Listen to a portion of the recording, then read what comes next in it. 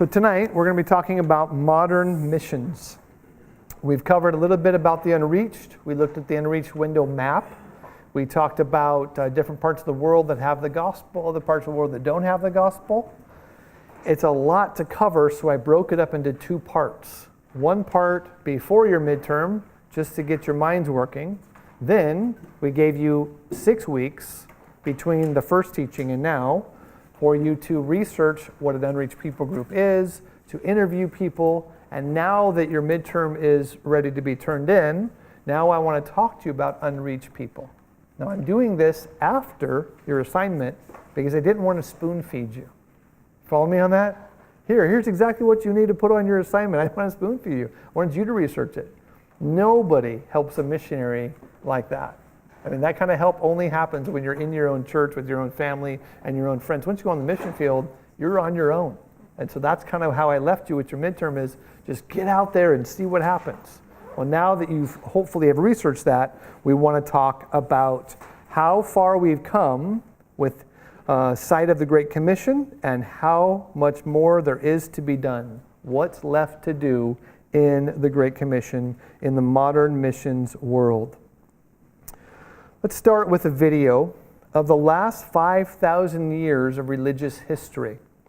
This video is made by, I think it was Newsweek or some media outlet that we have here in the States for news. And they summarized the spread of world history in sight of world religions. So as we look at the map and as the globe begins to turn, it's a really nice graphic. As it begins to turn, you're going to see Hinduism rise up in old India, which is now Pakistan, and then it will spread across India. And now that was 5,000 years ago is when Hinduism really took hold. Hinduism is the beginning of organized religion. Of course, the Hebrews had organized religion, or let's say, Job and Noah and all of that, but that's not a lot of people. It's a small group. The first large group of people that had an organized religion would be the Hindus. And Hinduism is simply an organization of animism. You guys remember what animism is? Worshipping nature. American Indians were animist. A lot of my African tribes, they're animist. They worship the rocks and the trees. I talk to tribes all the time and I ask them, where is your God? And they'll always point to something beautiful on the horizon. That rock on that mountain is where we do our sacrifices because our God lives there. That's animism, to worship the creation. Hinduism is organized animism. That's all it is. It's a cycle in their worldview of death and rebirth, death and rebirth, death and rebirth. It's a cycle of reincarnation. So Buddha comes along as we watch this on the map. Hinduism begins to spread, and then Siddhartha is born. He's the Buddha. He comes along and goes, I want to break this cycle of constant death and rebirth, and I want to find a way to rise above the suffering of this life of constant grinding away, and I want to find a place where I can enter nirvana. I can get away from the suffering of the earth, and I can enter nirvana. What is that? It's very complex. We can't go into it tonight, but that's what Buddhism is, an escape from Hinduism with a Hindu past. So they bring a bunch of Hindu things with them, and then they try to reshape it so that they don't have to constantly die and be reborn. They can go back into heaven. For example, and I shouldn't use the word heaven ever when I'm talking about Buddhism. It's not a heaven. It's just melding into the power of the universe. It's not like a place like we would think of with God the Father, with the Son, and we're going to go to heaven. Hindus and Buddhists don't believe that. They believe if they go somewhere other than reincarnation, it's enter nirvana. It's like having a drop. You're that drop of water, and you're dropped into the ocean, and you just become one. There's no independent, personality or existence. You're just part of the great power. So Hinduism, and then Buddhism, and then after that, right as Buddhism's starting to take hold, God reveals himself to Abraham, and the Jewish nation starts. And you'll see on the map this little bleep of a color. I think it's blue for the Jewish nation. And then God's beginning to call Abraham, and then over time you'll see David expand the Jewish nation, and then Jesus will be born. And then now we're in the New Testament. And then Jesus will be crucified. And then Christianity will start to spread all over the Middle Eastern area, or I should say the Mediterranean area. That's the word I'm looking for. And then the Romans will try to conquer that. And then Saudi Arabia will all of a sudden, boom, turn green, because Muhammad came in not conquering through heart and not conquering through telling people that this is the right way, but saying either believe or die. And if you don't believe, we will kill you. So Islam goes and explodes in Saudi Arabia. As soon as Muhammad dies, one of his generals takes it north, the other one takes it west, and West Africa and all of the Middle East all of a sudden go green. And you're like, wow, that was explosive growth. It wasn't through personal caring and serving and loving and convincing people that you're the right one. It was the sword, conversion, or death, right? So it's a whole different way to look at it. As all that's starting to take place, you'll see all these lines go jetting out of Europe over to the Americas. That's when Christopher Columbus, Amerigo Francisco, and all of the people in the old European time started to build boats and ships so they could travel, and this whole time of exploration began to explode on the scene. Most of them came from Christian countries, and so their Christianity began to spread quickly. And so as you're looking at it, just follow along with the colors and notice the last 5,000 years of Christian history and world history as a whole. All right, let's watch this.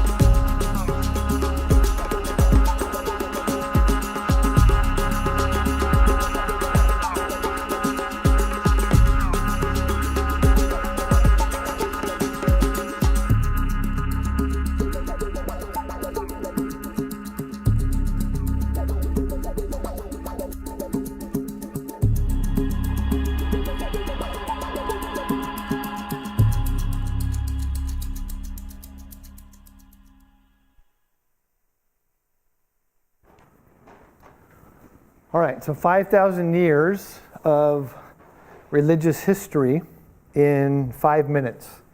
I love stuff like that. I want to know, how did I get to where we are today? Stuff like that just so intrigues me. How did all of this come about?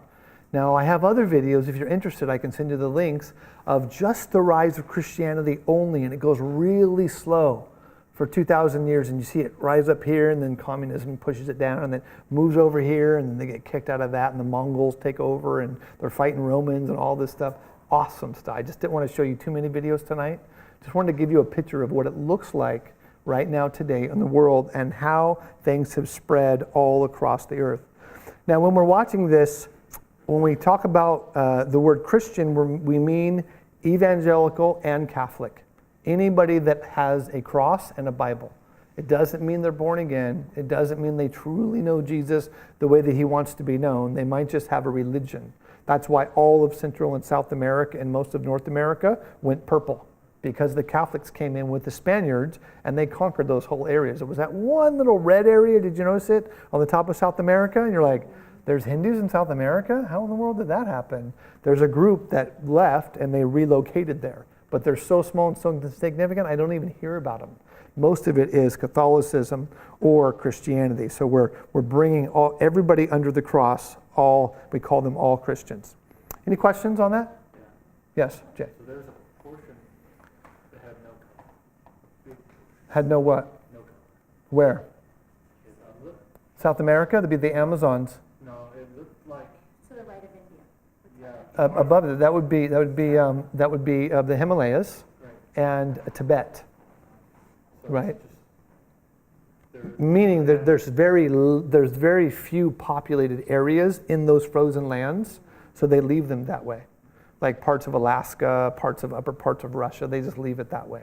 It's not like there's a major religion. Now we know that Tibet, which is everything above India, is all Buddhist, right? The Sri Lankans say they're the Buddhist capital, the Tibetans say they're the Buddhist capital. They can fight over it because some went south, some went north from northern India. So normally those are uninhabited frozen lands. That's why they're that way. That's why Antarctica didn't have any color. Did you guys notice that? Who was it? Somebody told me they wanted to be a missionary in Antarctica. Yeah, we had a great discussion about it. Which you can't do that, by the way. That's why it was such a fun discussion. All right. If the world was a global village, what would it look like? Out of the 7 billion people on the planet, trying to get that number in your head is overwhelming. So we're going to break down the 7.5 at the moment, billion people. We're going to break it down to 100. My daughter and I were just looking at the clock. You guys have ever seen the population clock? It's spinning constantly. Like, zzz, just look up on Google, population clock. It's awesome. It spins constantly. 2 people are being born every second globally, and 1 person's dying. 2 being born, 1 dying. 2 being born, 1 dying. And it's just spinning and spinning and spinning. And it wasn't, I think, until the late 1700s and before we had 1 billion people. But because of so many people, now it's 1 billion, 2 billion, 3 billion, 4 billion, and now it's like going straight up. So by the time I'm 85 years old, we'll have like 10 billion people on the planet. It'll be some crazy number. So the population clock is fun to look at, but it's so big, I think, Lord, can you just break that down in a bite-sized chunk so I can understand what the world looks like? So if we were to take the whole world and we were going to summarize them down by the nations of the world or the land masses into a 100-person global village, in that single village, 61 people out of 100 would be Asian. 61% of the world is Asian. Now that's Indian and Chinese. And if you've ever seen a map that shows you the population by how high they raise the country up, you know, there'll be a whole world map and India will be like way up here. China is almost at the top of the page. Japan's cranking up there. America's like beep. You know, Europe's all whoop, this little bit. All of Africa's got these little bitty small areas, but it's mostly India and China that have the most people. You guys know the populations of India and China off the top of your heads? Come on, you guys got to study this. You're going to be missionaries. India is 1.4 billion. I'm sorry, did I say India? China is 1.4 billion. India, I think at the moment, is 1.1. But it's just constantly growing. Now, those 2 nations that are growing the fastest, because 61 people out of 100 in the world are living there, know this, that the unreached are increasing every day, while the reached areas are decreasing. You follow me on that? The unreached are increasing while the reached are decreasing. Because in the Western world, where people are mostly reached, we believe in having very few children. We believe in having more money and less responsibility. It's the modern way. While in these other parts of the world, they want 5, 6, 7, or 8 kids. This, whatever they are, the economist or whoever they are, they say that once a people group, this is called, America's not a people group, but let's say the nation, once a nation decides that they're going to have less than, I think it was 2.2 kids on average per family, they'll never grow again. Once they get to a certain point, they start to decrease in number. So in America at the moment, I think we're 1.8 average children per family, while in Islamic countries and Buddhist and Hindu countries, they're 5, 6, 7. And in certain places, you can have multiple wives. You could have 15 kids. So the unreached are growing by population, while the reached are decreasing by population. So if there's not a crossover of knowledge and spiritual insight, there's going to be more unreached in the future than there are today. And that is a tragedy. That's got to change. I'm not saying you have to go out and marry multiple wives and have 50 kids. I'm just saying, let's go and give them the gospel that they've been longing for. So that's Asia, 61% of the world. 13% or 13 people in that village of 100 would live in Africa. Now, Africa is an interesting continent. You guys all know Africa's not a nation, right? Everybody always goes, are you going to Africa? And I say, I'm going to Uganda. Well, where's that? It's in Africa, right? Every one of their countries is as big as one of our states. Africa as a continent is so large, you could fit India, follow me on this, Japan, America, and China in the continent. It's amazing. It's so big. You know, America's really large the way it spreads out. You could just plop America into North Africa in the Sahara, and there'd be tons of hundreds of miles of sand all around it. Then you throw China right in the middle of it, and then you drop in Western Europe, and Japan's as big as Madagascar, and you just start throwing countries into the continent of Africa. It's a huge place. But look at the number. Only 13% of the world lives in that massive place. It's because of tribalism. Tribalism never allows them to unite and to grow together. They're constantly fighting with each other. Hundreds of millions of kids are dying of malaria. You're like, malaria? Why do people still even get malaria? We had malaria in America back in the 60s, and what did? We built medical clinics. We vaccinated people so that when the mosquito bit you, you didn't have malaria, so it couldn't transfer malaria to the next person. So all we had to do was treat everybody for a few years, and malaria was wiped out. How can 1 million people every day die of malaria in Africa? So a massive continent, very low in population, and segregated beyond belief. South Sudan by itself, just a little nation that I work in, 55 unique languages and people groups. Not counting North Sudan with theirs, and Uganda with theirs, and Kenya with theirs. All of these 54 countries that make up the continent of Africa have on average 20 to 50 unique languages and people groups within them. So everybody stays spread out. They don't really grow. They never unify. They don't develop. It's not an easy place to live. That's painting with a broad brush, by the way. Right? I'm taking the whole continent and summarizing it in about 2 minutes. It's kind of not fair. Europe. 11% of the world lives in Europe. Now, I would have thought that would be in a higher number. How long has Europe been populated? Forever. America's like the brand new country. I remember this British friend came over. I actually visited him in England because there was a church plant there, and I met him. He was this British guy going to a Calvary. And then he came over here, and I said, how do you like it? He goes, man, everything's so new. I'm all, what do you mean new? Because, you know, new to me is like 3 years, 5 years. Like that's a new neighborhood. It's 5 years old. He goes, Rob, I went to a boarding school when I was in junior high that was built in the 1200s. Well, the 1200s? We weren't even a nation until the 1700s. You mean your boarding school's twice as old as my country? He goes, yeah, that's what we're used to in England, like ancient things, right? History and heritage. Why in the world would only 11% of the world live in Europe? It's because it's so cold, and they have this European concept that they don't really reproduce, right? Now, there's been this concern that Islam is entering into Europe by what? Not by the sword, by population.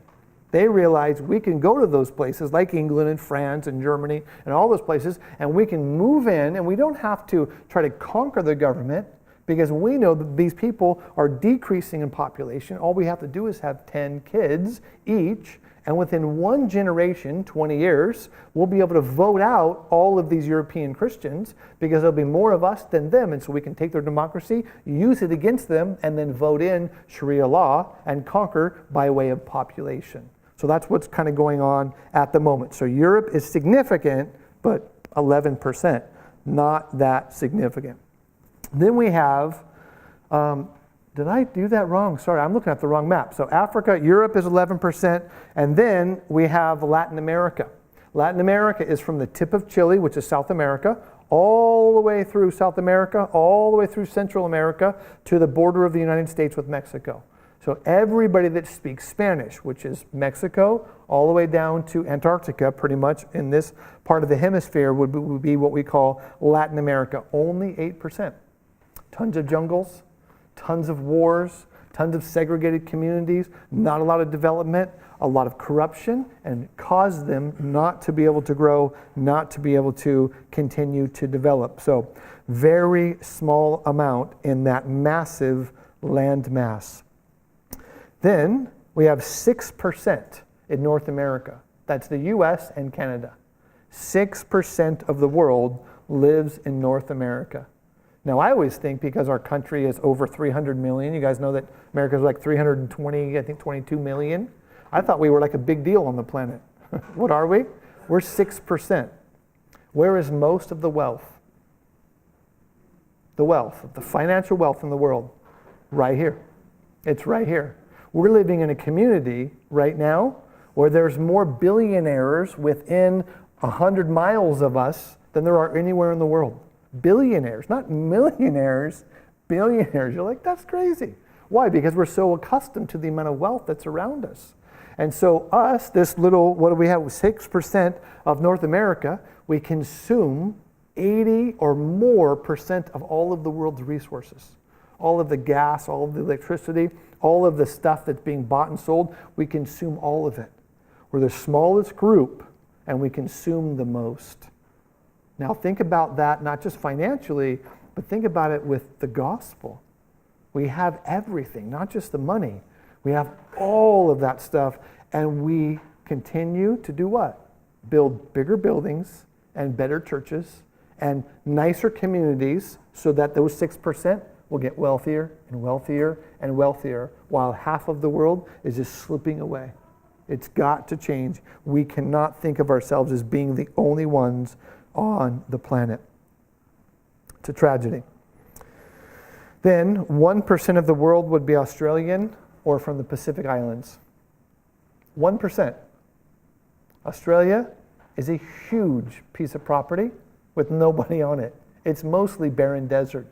Like to truly cross the barren desert in Australia, you have to be on a train.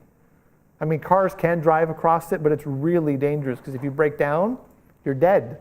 200-300 miles before you see a gas station. You've got no air conditioning, and unless you're an Aborigine person that's been raised there and you know how to survive in that kind of heat, you're dead, you're cooked.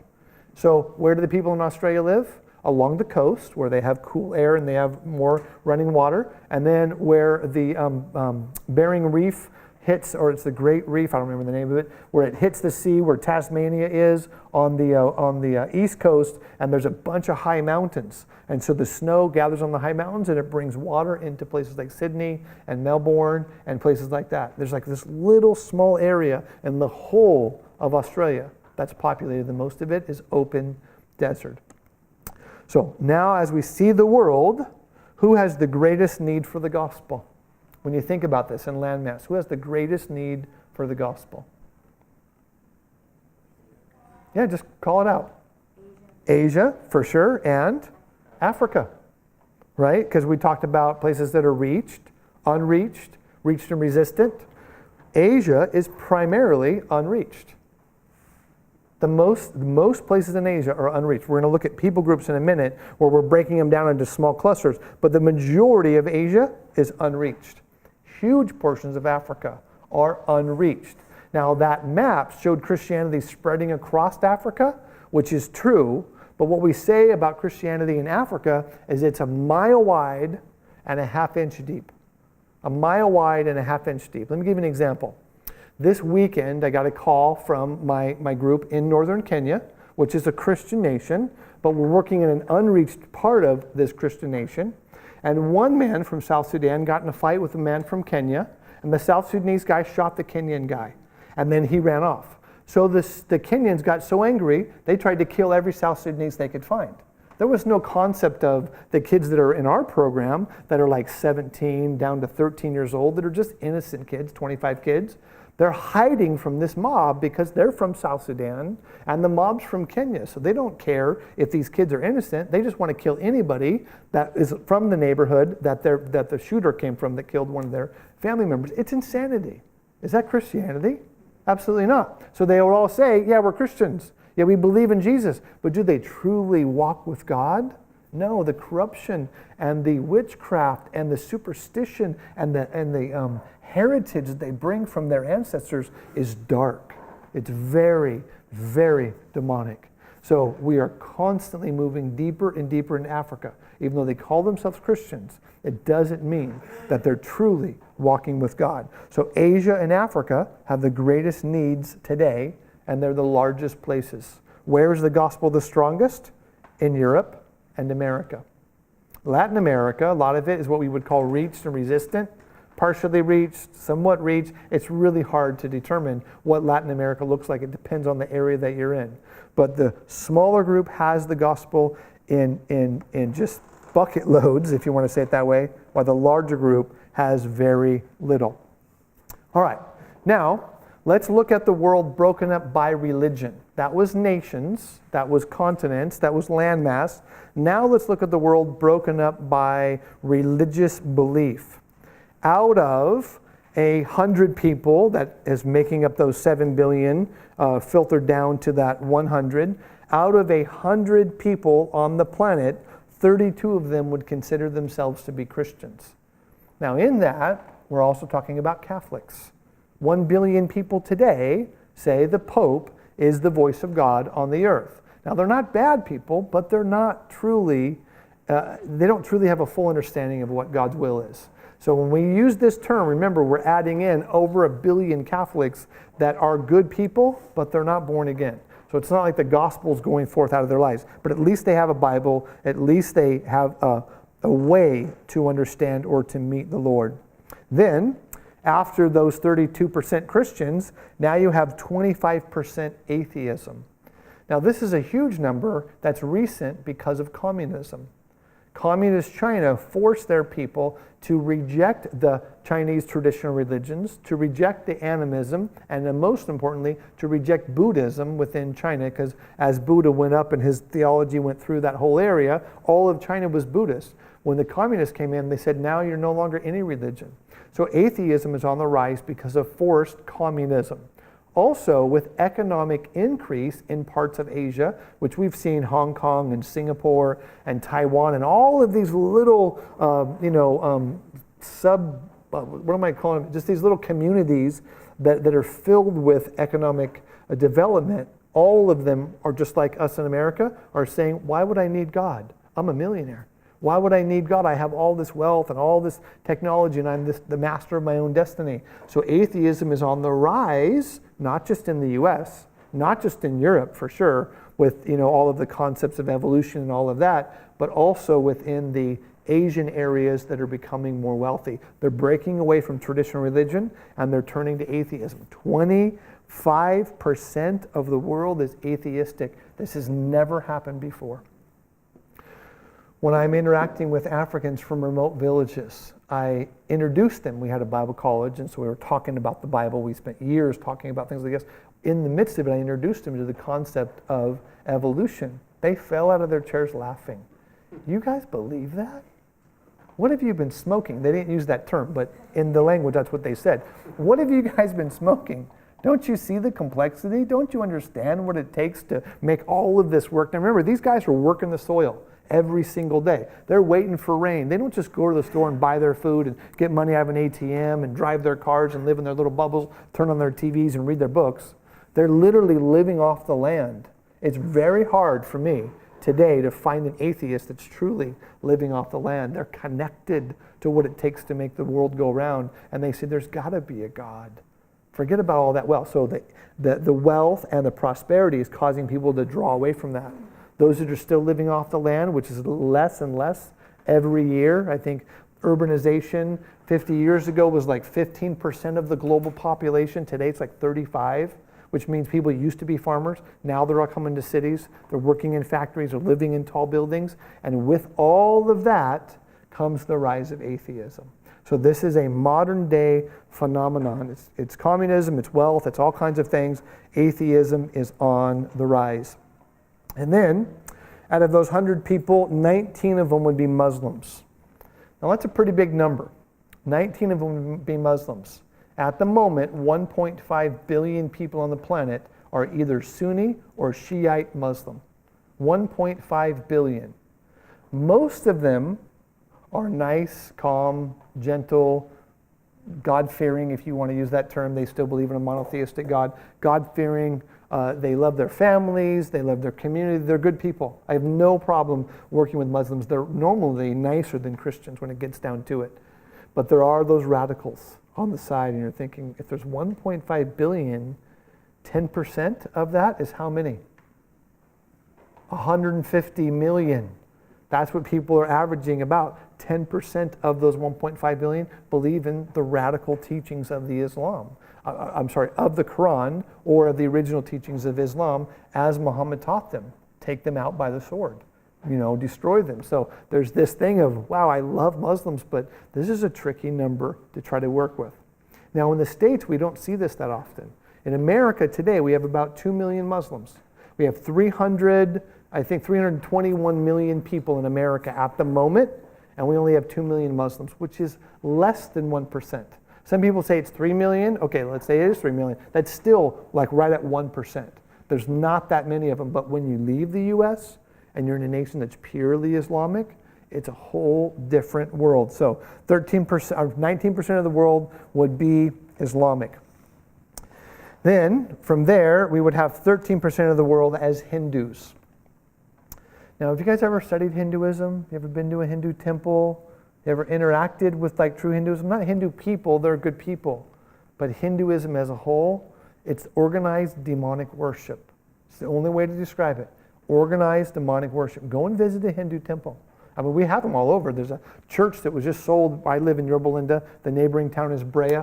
There's a church that was sold in my neighboring town of Brea, and it used to be the downtown chapel or something like that, and they wanted a bigger building, so they moved out of their quaint little cute old-fashioned church, and they built a bigger building right next to it, and then Shiva something Sarkama, whatever, big long name I can't even pronounce, Hindu temple moved in.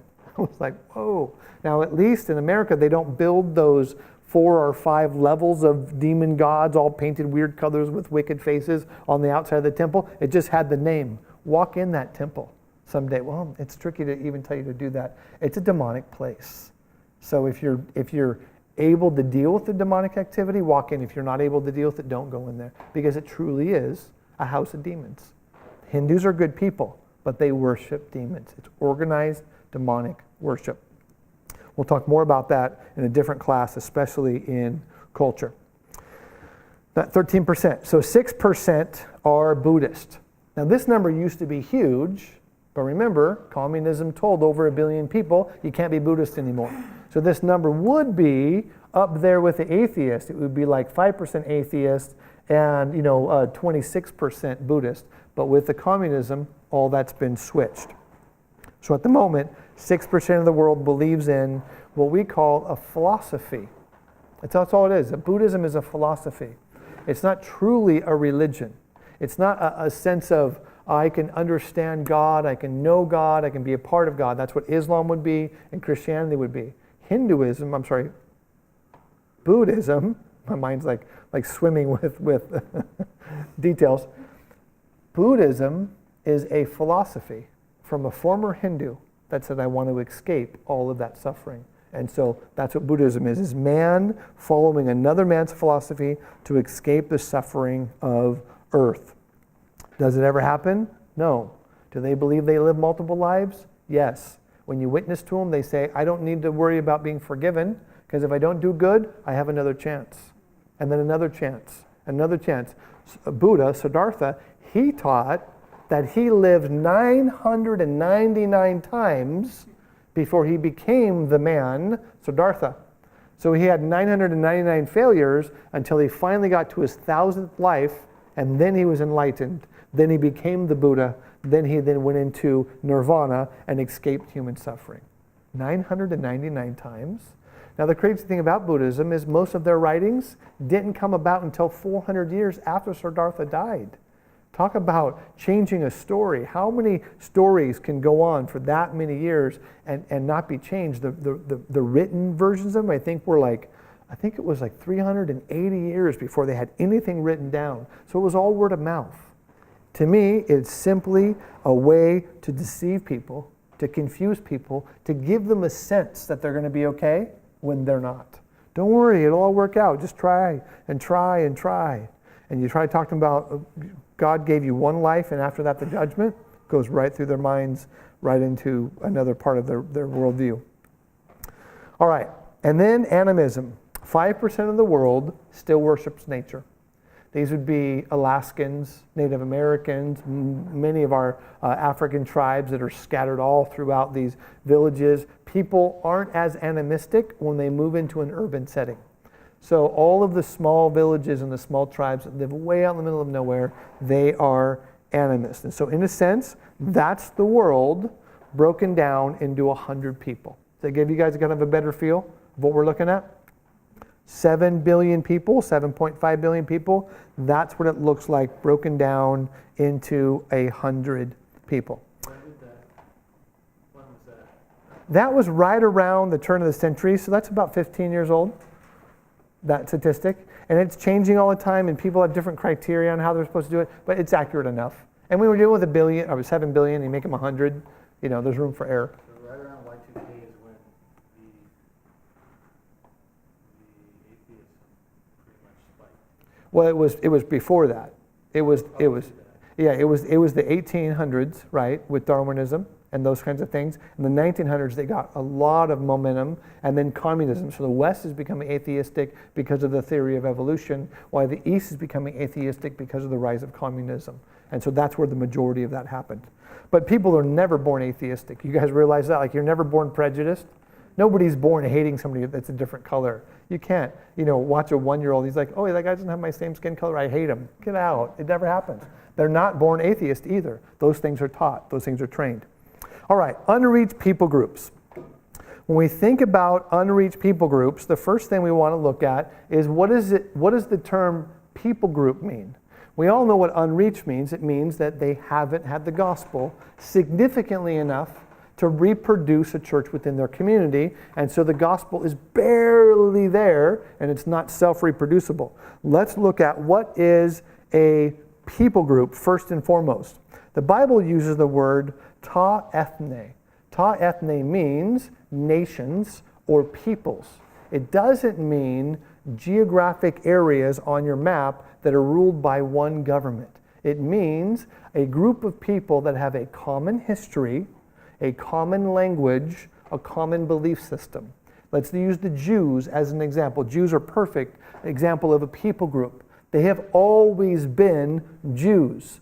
Before, when they all lived in Jerusalem, let's say with King David and Solomon, and even the splitting of the thing, when they went to Babylon, what were they? Were they Babylonian? No, they remained Jewish.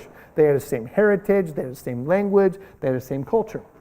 When they came back to Israel, they stayed there for quite a while until some other war came and kicked them out. And then you find Jews in Poland, and you find Jews in Russia, and you find Jews in Germany. You find Jews all over. And now in America, we still have the same thing. We have Jews. Now, when you meet a Jewish person that's a true Jew, and not like married in and kind of backing away, but a true Jew, you can tell as they're walking down the street, that guy's Jewish. You guys know what I'm talking about? The locks and the hat and the whole way they wear their clothes. These guys have held on to that for thousands of years. They don't just assimilate into a culture and become like the people. They remain ta ethne. They remain as their own people group. Now, they might speak your language, English in America or German in Germany, but they'll always speak Hebrew, and they'll always say, we are Jewish. So when we speak in the Bible of nations, we're not talking about areas like Kenya or Uganda or Somalia. We're talking about the unique people groups that live within those countries and how God desires for us not to say, I've reached China, let's say Hudson Taylor by the end of his life, where there's like, what was the number? It was huge. I think it was over 1 million people in China. were Christians by the time Hudson Taylor died. That's massive. The guy shows up, there's like 3 Christians in the whole continent. By the time he dies, there's like 1 million of them because there's all these nationals raising up and churches are being planted. China was not reached when Hudson Taylor died. The people groups that had churches were reached. But China was made up of almost 1,000 people groups. So maybe 5 of them or 6 of them were reached, but not all of China was reached. You guys understand what I'm saying about that? Not nations, but unique groups of people that share a common language and a common history. Right now on the earth, there are 16,000 unique people groups. 16,000 unique people groups. But within the UN, this is where we get our numbers from, there's only 196 nations. So 196 governments that control a piece of property with their laws and their regulations. Within those 196 nations are 16,000 unique people. So Jesus wants us not to go to 196 nations. He wants us to go to 16,000 people groups. Now, are all those 16,000 unreached? No, but that's where we're at with people groups. When we move to the term unreached, we are talking about a group of people that share the language, that share the history, that have less than 2% of the people in their culture that understand the Bible, have accepted Jesus, and are walking with God to the point that they're reproducing in their own culture. So we're not talking about a group of missionaries moving into an area, like let's say there's 20 people living in an area and 2 missionaries move in. And now they're what? 10% Christian. That's not what I'm talking about. Missionaries are not the same people group. When the indigenous people, if it be, let's say, Eskimos in the middle of, the Arctic somewhere, when they say we believe in that Jesus, not the white man that came to tell me about it, but myself, my ancestors, we believe in that Jesus. Now the gospel is becoming part of a people group and it's starting to rise up. When the gospel gets above 2%, now in some countries, there's 100 million people in a people group. Other countries, there's only like a few thousand. So this can change depending upon where you're at. In Asia, there are massive people groups. In Africa, there are these little bitty people groups of I think the people group that we reached recently, it's like 600 or 700 people. That's like nothing, but there's 600 or 700 people with a common language and a common tribe. And so as the gospel went forth, it was 1 person, and then 10, and then 20, and now 30 and 40. And so because there are only a few hundred, now they're reached in that sense, because they've risen above 2%, and they're reproducing amongst themselves. It's not somebody from the outside like myself or like you that is from another language or from another culture. They're self-reproducing, they're self-sustaining, and they're taking the gospel to their own people. That's what we say is when they get past that 2%, they're starting to become reached. Now at 3%, are they totally reached? No. But the momentum catches on. Think of the early disciples in Acts chapter 1. How many disciples were there in the upper room in Acts chapter 1? You guys remember the number? 120. Just a handful. Like a little small church. It's like kind of buried in the back of nowhere. Oh, there's a little church. It's got 100 people in it. That's how big the church was in Acts chapter 1. What happened in Acts chapter 2? Guys like looking at me, like staring at me. 3,000. By the end of Acts chapter 4, 5,000 people. God just blew the lid off those Jewish people, and he was creating a reached area. So at first they were unreached, and they were this little small group hiding, and then the Holy Spirit fell, and they started just to get saved, and before you know it, the church is growing out of control. So they went from unreached to reached. Acts chapter 1, Acts chapter 2, Acts chapter 3. So we see this growth happening. So less than 2% is unreached. Today, out of those 16,000 people groups, 7,000 of them remain unreached. It's a little less than half of the people groups today are without an indigenous form of the gospel. They're without an indigenous form of the gospel. They may have 1 or 2 people. Maybe there's a Bible in their language. Maybe something is happening. But for the majority of them, they don't have the gospel. In population, that would be 3 billion people. 3 billion people. The way I like to describe it, the way that makes sense to me the most, is that's 3 billion perishing, immortal souls.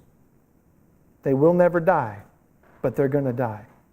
You follow me on that? They have one chance on the earth to live their life and to meet the Lord, to be forgiven, to honor their Creator. Or they can shun Him, as we see in Romans 1, and they can enter into an eternity of death. 3 billion perishing, immortal souls. That's what's going on today amongst the unreached. Now, there's another word that we use after we say unreached, then we say unengaged. Have you guys heard the term unengaged? Unengaged means they're not just unreached and maybe there's a small flame of Christianity within them.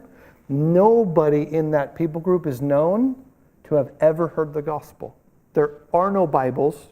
There are no radio stations. There is no indigenous church whatsoever. And no one's trying to change that. That's what it means by unengaged.